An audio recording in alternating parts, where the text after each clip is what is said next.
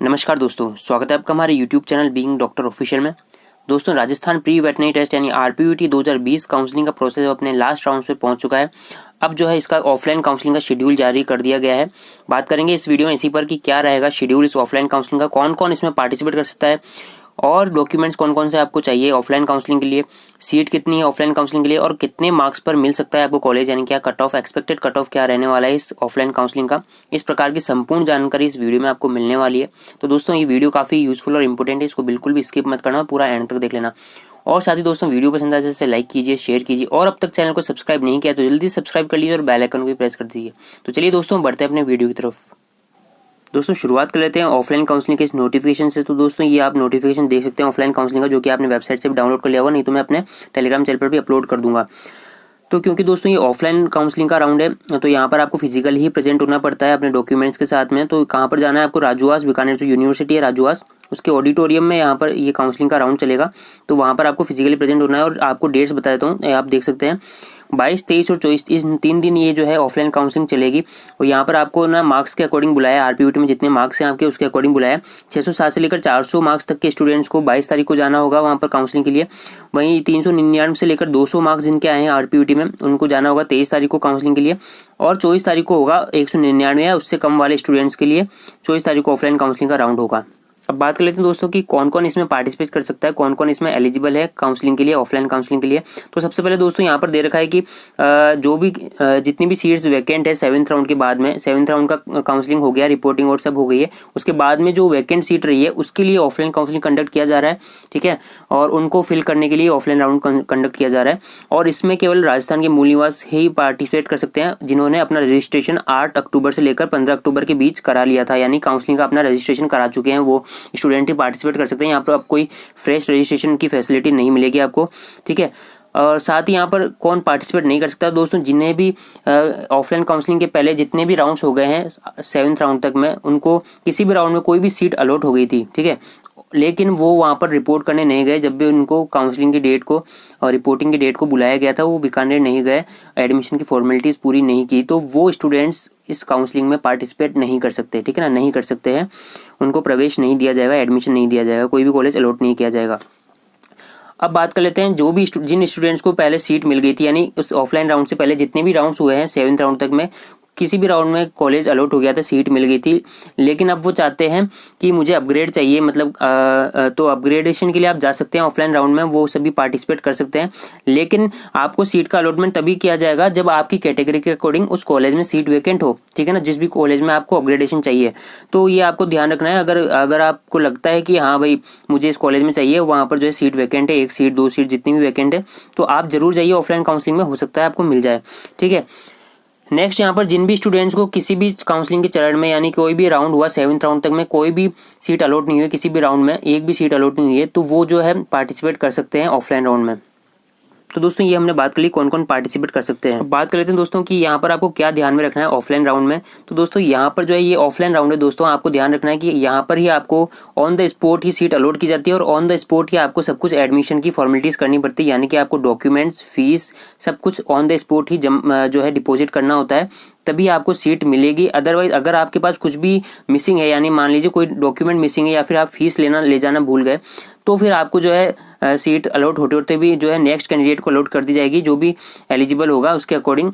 तो ये आपको ध्यान रखना है कि आपको वहीं पर ही सारी फॉर्मेलिटीज जो औपचारिकता है वो पूरी करनी होगी वहाँ पर ऑफलाइन काउंसलिंग में ऑन द स्पॉट ही, ठीक है। यहाँ पर जो है आपको जितना भी डॉक्यूमेंट्स है वो आपको लेकर जाना होगा और साथ ही आपको फीस जो है वो ऑन द स्पॉट ही जमा करानी होगी, जो भी आपको कॉलेज अलॉट होता है उसके अकॉर्डिंग जितनी भी फीस है। यहाँ पर आपको बताया था कि अगर आपको रेगुलर सीट मिलती है, गवर्नमेंट कॉलेज की रेगुलर सीट मिलती है, तो आपको 15,740 जो है कैश के रूप में जमा कराना होगा अगर आप जो है जनरल कैटेगरी के बॉय हैं, है ना। और अगर आप EWS, OBC, SC, ST general female हैं, जनरल कैटेगरी की फीमेल है, तो आपको जो है 5,740 रुपये जो की फीस है वो कैश के रूप में जमा कराना होगा अगर आपको रेगुलर सीट मिलती है। इसमें हॉस्टल फीस अलग से है, तो आपको अगर आप हॉस्टल लेना चाहते हैं तो आपको अलग से देने पड़ सकते हैं, ये हॉस्टल फीस है।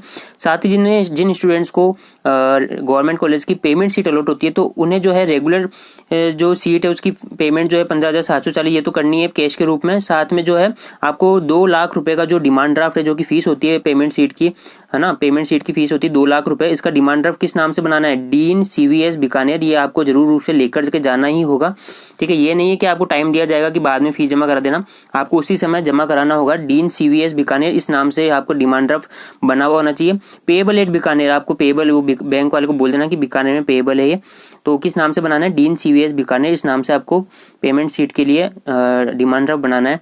और साथ में रेगुलर सीट की फीस जो है कैश के रूप में डिपॉजिट करनी होगी, अगर आपको पेमेंट सीट मिलती है तो भी, ठीक है। तो ये बात कर ली हमने गवर्नमेंट कॉलेजेस के लिए। अब प्राइवेट की बात कर लें, अगर आपको प्राइवेट कॉलेज सीट अलॉट होती है ऑफलाइन राउंड में, तो यहाँ पर आपको 2 लाख रुपए सिक्योरिटी के रूप में जमा कराने होंगे अपने डॉक्यूमेंट्स के साथ में। जो है डिमांड ड्राफ्ट के रूप में जमा कराने 2 लाख रुपए सिक्योरिटी मनी के रूप में, है ना, सुरक्षा निधि के रूप में 2 लाख रुपए। किस नाम से बनाना है? अगेन डीन CVS बीकानेर, इसी नाम से आपको डिमांड ड्राफ्ट बनाना होगा। और बाकी का जो 3 लाख रुपए हैं, क्योंकि 5 लाख रुपए फीस होती है शायद प्राइवेट की कॉलेजेस की, तो 3 लाख रुपए जो शेष हैं वो जो है अगले 3 दिन के अंदर अंदर आपको जमा करा देने हैं, वो भी डिमांड ड्राफ्ट के रूप में डीन CVS बीकानेर में, और बीकानेर में ही आपको जमा कराना होगा। ये 3 लाख रुपए का अगले 3 दिन के अंदर जो है आपको ये जमा करा देने हैं। तो ये आपको ध्यान रखना, अगर आपको प्राइवेट कॉलेज अलॉट होता है, अगर मान लीजिए आपने जो है कॉलेज अलॉट हो गया और आपने 2 लाख रुपए जो जमा कराए थे सिक्योरिटी की मनी, उसके बाद में आपने 3 दिन के अंदर वो जमा नहीं कराए बाकी के जो जितनी भी फीस है, तो आपकी जो 2 लाख रुपए जो सिक्योरिटी मनी है ये डिपॉजिट जब्त कर ली जाएगी, ठीक है ना, वापस नहीं की जाएगी, रिफंड नहीं की जाएगी, ठीक है ना। तो ये आपको ध्यान रखना है कि अगर आप लेते हैं प्राइवेट कॉलेज तो आपको पूरे जो 2 लाख रुपए पहले सिक्योरिटी की मनी में जमा करानी होगी, और फिर बाकी के 3 लाख रुपए 3 दिन के अंदर अंदर, या फिर उसी टाइम अगर आपके पास है तो आप उसी टाइम जमा करा दीजिए डिमांड ड्राफ्ट के फॉर्म में, ठीक है। अब बात कर लेते हैं कुछ डॉक्यूमेंट्स की, कौन कौन से डॉक्यूमेंट्स आपके पास होने ही चाहिए काउंसलिंग में। तो आप देख सकते हैं यहाँ पर सबसे पहले तो आपके पास होना चाहिए फोटोकॉपी ऑफ आधार कार्ड, ठीक है ना, आधार कार्ड की फोटोकॉपी। ये सभी डॉक्यूमेंट जो है दोस्तों सेल्फ अटेस्टेड होने चाहिए, ठीक है। पहले ही बता देता हूँ आपको, सेल्फ अटेस्टेड करवाते हैं वहाँ पर। वो RPVT 2020 का एप्लीकेशन फॉर्म जो आपने फॉर्म भरा था RPVT के लिए, वो आपका लगेगा यहाँ पर। और RPVT 2020 का एडमिट कार्ड आपको ले जाना होगा। साथ ही RPVT 2020 की मार्कशीट, जो भी रिजल्ट आया था उसका स्कोर कार्ड यानी मार्कशीट आपको ले जानी होगी। RPVT 2020 का ऑनलाइन काउंसलिंग रजिस्ट्रेशन फॉर्म, जो आपने काउंसलिंग का रजिस्ट्रेशन कराया था उसका फॉर्म आपको यहाँ पर ले जाना होगा। और बैंक चालान, जो कि आपने फीस जमा कराई थी काउंसलिंग की, जो यूनिवर्सिटी कॉपी है वो आपको लेकर के जानी है। राजस्थान डोमिसाइल का सर्टिफिकेट आपका लगेगा यहाँ पर। कास्ट सर्टिफिकेट, अगर आप किसी कैटेगरी से हैं तो आपको अपने according EWS MBC OBC ST ST A और SC का सर्टिफिकेट अपने साथ में लेकर के जाना होगा। 10th की marksheet and certificate, 12th 11th की भी मार्कशीट है यहाँ पर, 12th की भी मार्कशीट एंड सर्टिफिकेट। आपका जो कैरेक्टर सर्टिफिकेट है, जो कि आपको स्कूल या जो भी आपने लास्ट स्कूल में जो भी जिससे भी एजुकेशन ली थी उसका कैरेक्टर सर्टिफिकेट वो इशू करते हैं, तो वो लेकर आना होगा। TC भी लेकर आनी होगी। माइग्रेशन सर्टिफिकेट और जो भी एनेक्सर्स हैं, मैंने पहले ही अपने टेलीग्राम चैनल पर अपलोड कर दिए थे, नहीं तो यहाँ पर आपको वेबसाइट पर मिल जाएंगे। वो पूरे फुल करनी चाहिए, जिसमें आपका एनेक्सर 1 2 3 सारे तीनों के तीनों आपको फिल करने हैं काउंसलिंग के लिए, ठीक है। ये सारे डॉक्यूमेंट्स आपको लेकर के ही जाने हैं। मैं चाहता हूं दोस्तों ये जो है आप एक बार इन सभी की फोटोकॉपी जरूर करा लेना, दो फोटोकॉपीज जरूर करा लेना इन सभी डॉक्यूमेंट्स की। जितने भी यहाँ पर डॉक्यूमेंट्स दे रखे हैं उनकी फोटोकॉपी जरूर करा लेना, क्योंकि वहाँ पर जो है डिपॉजिट कर लिए जाते हैं सारे डॉक्यूमेंट्स, और आपको जो है फिर डिग्री पूरी होने के बाद ही मिलते हैं। इसलिए मैं चाहता हूँ कि आप इसे फोटोकॉपी करा के या स्कैन करके रख लें पहले से ही, ताकि आपको फ्यूचर में जरूरत पड़े तो आप इनका यूज़ कर सकें। तो दोस्तों इस प्रकार हमने बात कर ली। अब बात कर लेते हैं कौन कौन कितनी सीट्स वैकेंट है और क्या कट ऑफ रह सकता है। तो दोस्तों अब हम बात कर लेते हैं कि कितनी सीट्स वैकेंट है ऑफलाइन काउंसलिंग के लिए डिफरेंट कॉलेजेस में। तो यहाँ पर गवर्नमेंट की बात करें दोस्तों, गवर्नमेंट के तीनों कॉलेज बीकानेर, जयपुर और उदयपुर, इन तीनों कॉलेज में रेगुलर सीट तो गिनती की किसी में 1, किसी में 2, किसी में बिल्कुल भी नहीं बची है। PGI जयपुर में बिल्कुल भी नहीं बची है। वहीं बीकानेर CVS बीकानेर में ST कैटेगरी की गर्ल के लिए 1 सीट वैकेंट है। साथ ही बात करें उदयपुर की, तो उदयपुर में बॉय के लिए 1 सीट वैकेंट है, और गर्ल EWS के बॉय के लिए भी 1 सीट वैकेंट है। बात करें पेमेंट सीट की, तो दोस्तों पेमेंट सीट आप यहाँ देख सकते हैं 10 सीटें जो सबसे ज़्यादा जो है उदयपुर में पेमेंट सीट वैकेंट है, ठीक है। और बात करें डिफरेंट कैटेगरीज में आप यहाँ पर देख सकते हैं, ठीक है। यहाँ पर आप देख सकते हैं कि बीकानेर की बात करें तो यहाँ पर केवल 3 ही सीट वैकेंट है, जनरल गर्ल की 1 और EWS बॉय की 1, ठीक है। यहाँ पर PGI जयपुर में दोस्तों केवल 2 ही सीट वैकेंट है पेमेंट सीट, जनरल बॉय की और 1 है OBC बॉय की, ठीक है। बात करें Apollo college, Aravali college, MJF Chomu, MB college Dungarpur, तो इन सभी प्राइवेट कॉलेज में काफ़ी सीट्स जो है वैकेंट है पेमेंट सीट्स की। किसी में 18, किसी में 22, किसी में 24, किसी में 38, तो काफ़ी सारी जो है यहाँ पर सीट अभी वैकेंट रह गई है, क्योंकि पिछले काउंसलिंग के राउंड में केवल 4-5 ऐसे ही सीट्स इसमें जो है फिलअप हुई थी। तो यहाँ पर जो है अगर आप प्राइवेट में आपको लेना है तो काफ़ी सारा आपके पास जो है आपको मिल सकता है प्राइवेट कॉलेजेस, अगर आप ले सकते हैं तो। अब बात कर लेते हैं दोस्तों कि क्या कट ऑफ रहने की संभावना है डिफरेंट कैटेगरीज़ के लिए। जितनी भी सीट्स वैकेंट है मैं गवर्नमेंट कॉलेज का आइडिया दे दूंगा आपको, और साथ ही प्राइवेट की बात कर लेंगे। तो दोस्तों प्राइवेट का तो अभी बता देता हूँ दोस्तों कि आपको जो है बहुत कम मार्क्स पर भी प्राइवेट कॉलेज मिल जाते हैं, क्योंकि यहाँ पर जो है फीस बहुत ज़्यादा होती है और काफ़ी कम स्टूडेंट्स में जो है का मन होता है प्राइवेट में लेने का। ठीक है, तो अगर आपके काफ़ी लो स्कोर भी है तो भी आपको हो सकता है मिल जाए। तो आप ऑफलाइन काउंसलिंग में प्राइवेट में लेना चाहते हो तो आपको जरूर जाना चाहिए ऑफलाइन काउंसलिंग में।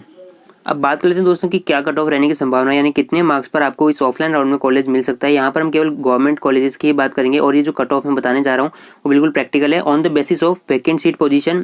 ठीक है ना, यानी कितनी सीट्स वैकेंट है इस ऑफलाइन राउंड में, साथ ही लास्ट राउंड यानी 7th राउंड जो हुआ था उसमें कितनी कट ऑफ गई थी और इस राउंड में कितनी रहने की संभावना है। तो इसके बेसिस पर एक प्रैक्टिकल कट ऑफ है। हालांकि दोस्तों ये अनुमानित कट ऑफ है, यानी एक्सपेक्टेड कट ऑफ है, और ये ऑफलाइन राउंड है, तो हो सकता है इससे कम भी जा सकती है कट ऑफ, लेकिन एक आइडिया आपको दे देता हूँ। ठीक है, तो यहाँ पर जो है सबसे पहले हम बात करें कितनी सीट्स वैकेंट है, लास्ट राउंड में कितना गया था यानी 7th राउंड में कितना गया था, और ऑफलाइन राउंड में जो ऑफलाइन राउंड है उसमें कितना जाने की संभावना है। तो यहाँ पर रेगुलर की बात करें, जनरल कैटेगरी रेगुलर में केवल एक ही सीट वैकेंट है दोस्तों ऑफलाइन राउंड में, और जो 7th राउंड था उसमें गई थी कट ऑफ 551 मार्क्स गई थी। ऑफलाइन राउंड में एक्सपेक्टेड है कि 548 के लगभग ये कट ऑफ जावे। ठीक है ना, यानी इतनी मार्क्स पर ये सीट अलॉट हो जावे। पेमेंट सीट की बात करें दोस्तों, पेमेंट सीट में केवल 3 ही सीट वैकेंट है ऑफलाइन राउंड के लिए। लास्ट राउंड की बात करें तो यहाँ पर जनरल में पेमेंट सीट की कट ऑफ गई थी 504 मार्क्स। तो इस बार एक्सपेक्टेड है ऑफलाइन में ऑफलाइन काउंसलिंग में कि 498 मार्क्स जो है आपकी रहने की संभावना है। ये कट ऑफ की बात कर ली हमने जनरल कैटेगरी की। नेक्स्ट हम बात करें ईडब्ल्यूएस कैटेगरी, तो ईडब्ल्यूएस के लिए अगेन 3 कॉलम। ठीक है, ईडब्ल्यूएस की बात करें दोस्तों यहाँ पर रेगुलर सीट जो है एक ही सीट वैकेंट है, और यहाँ पर जो लास्ट राउंड में 523 मार्क्स गई थी कट ऑफ, 523 मार्क्स। ठीक है, और यहाँ पर एक्सपेक्टेड है इस राउंड में ऑफलाइन राउंड जो है ऑफलाइन राउंड, यहाँ पर एक्सपेक्टेड कट ऑफ रहने की संभावना है 520 मार्क्स। ठीक है, बात करें पेमेंट सीट की, तो पेमेंट सीट जो है ईडब्ल्यूएस के लिए 3 सीट्स वैकेंट है डिफरेंट कॉलेजेस में गवर्नमेंट की।